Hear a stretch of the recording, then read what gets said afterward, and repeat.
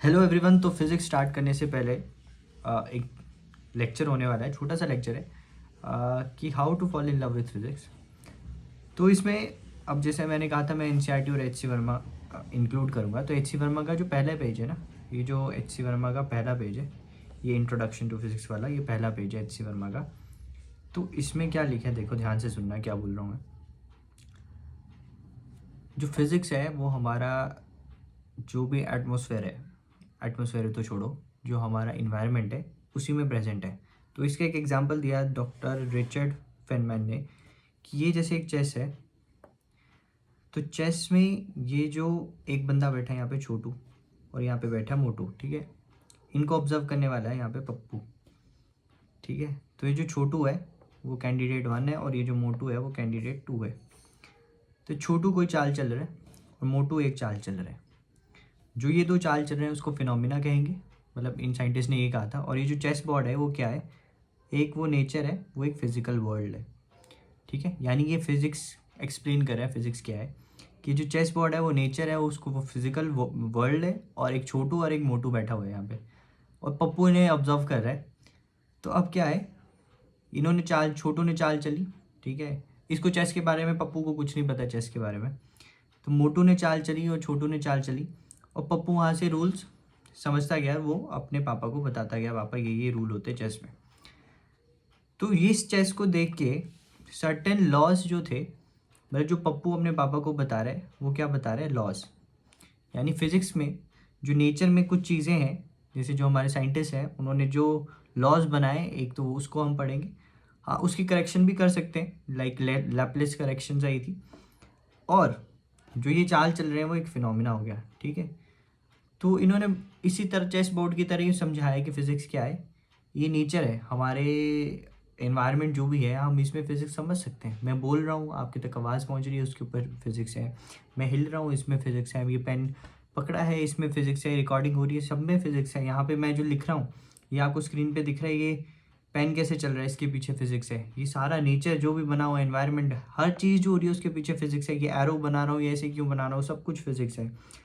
तो H C Verma sir ये चीज़ ज़रूर बोलते हैं कि फिज़िक्स में अगर आपको इंटरेस्ट बनाना है, फिज़िक्स में बच्चे लूज़ इंटरेस्ट तभी कर जाते हैं वो 10वीं से जब 11वीं 12वीं में जाते हैं, क्योंकि हो सकता है हमारे स्कूल लेवल की टीचिंग जो है वो बहुत ही डाउनग्रेडेड है। तो उसके लिए इंटरेस्ट बनाने के लिए आप क्या करें, आप खुद भी एफर्ट्स डालें। क्योंकि मैं काफ़ी बच्चों से बात करता हूँ, वो बोलते हैं हमें फ़िज़िक्स कभी समझ ही नहीं आई। अच्छा, तुम्हें समझ नहीं आई तो तुमने कोशिश की उसे समझने की? तो बहुत सी बेहतरीन किताब है, जैसे हम एच सी वर्मा की काफ़ी क्वेश्चंस भी करेंगे, उसकी थ्योरी भी पढ़ेंगे।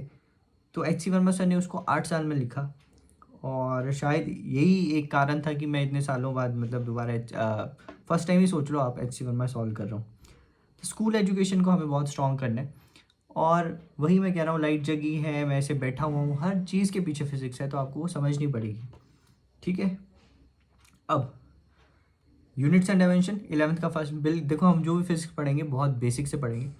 फिजिक्स क्या होती है, यूनिट्स क्या होते हैं, डायमेंशंस क्या होते हैं। क्योंकि आप लोग ऐसे सोचते हो कि हमें ये चीज़ आती है, हाई लेवल चीज़ें पढ़ के आप खुश हो जाते हो, ऐसा कुछ नहीं है। बिल्कुल बेसिक से आपको फिज़िक्स को अंडरस्टैंड करना है, ठीक है।